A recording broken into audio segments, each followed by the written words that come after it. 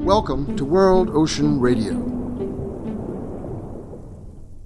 I'm Peter Neill, director of the World Ocean Observatory. When we look to the great biodiversity regions around the world, we look first to the Amazon, that spectacular cross-boundary watershed that descends from the Andes to the ocean across the multinational borders, multiple ecosystems and remote interior villages to great coastal cities on the east coast of South America, a massive hydraulic system, the health of which supports almost every living thing on Earth. We also know that the Amazon has been under constant attack through deforestation, extractive industry, industrial farming, concurrent road construction and displacement of villages, inhabitants, and species as tragic consequence.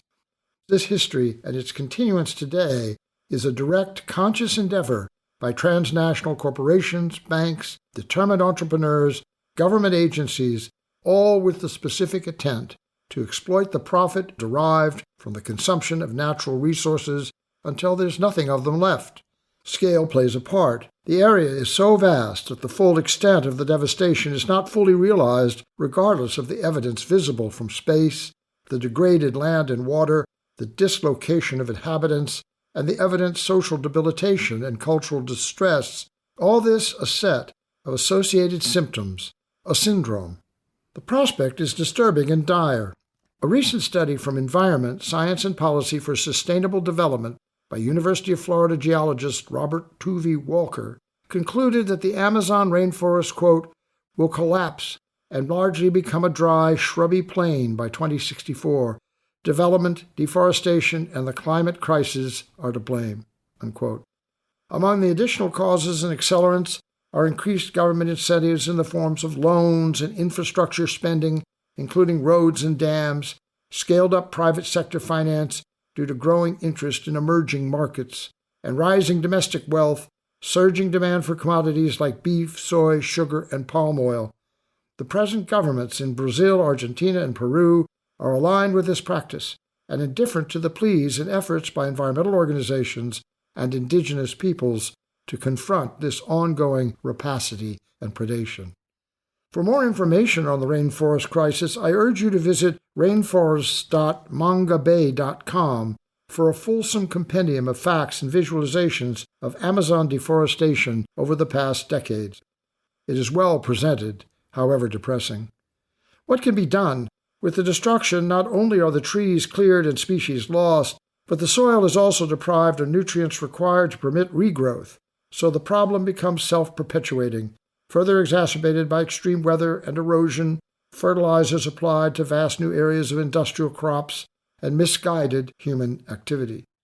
There are organizations trying to address the problem through political motivation and action, and I invite you to visit AmazonWatch.org or AmazonConservation.org, two of the most active and successful. What has been and will continue to be lost? First, the incredible biodiversity of one of the last great wilderness areas on Earth. Second, the carbon sequestration capacity of the rainforest, equally vast and effective. That natural asset value being diminished at an ever-increasing rate just when that value is most in demand. Third, the social and economic capacity of an enormous transnational hydraulic system that drains half of South America will be threatened, this powerful continuity of nature compromised, those wild places disconnected from the sustaining bioregional supply of fresh water, food, public health, lasting economic development, and enduring community. Consider the Amazon as a capillary system, distributing oxygen and nutrients, exchanging carbon dioxide and waste, an intricate mechanical means to sustain life. If the circulatory effect of the Amazon is destroyed, what does it mean for forests, freshwater, marine species, and human life along shore? It means slow or sudden loss. It means everything. The connection is direct and destructive.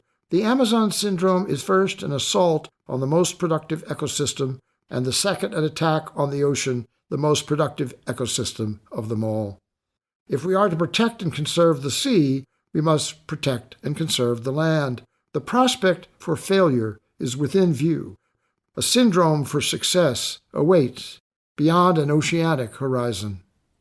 We will discuss these issues and more in future editions of World Ocean Radio.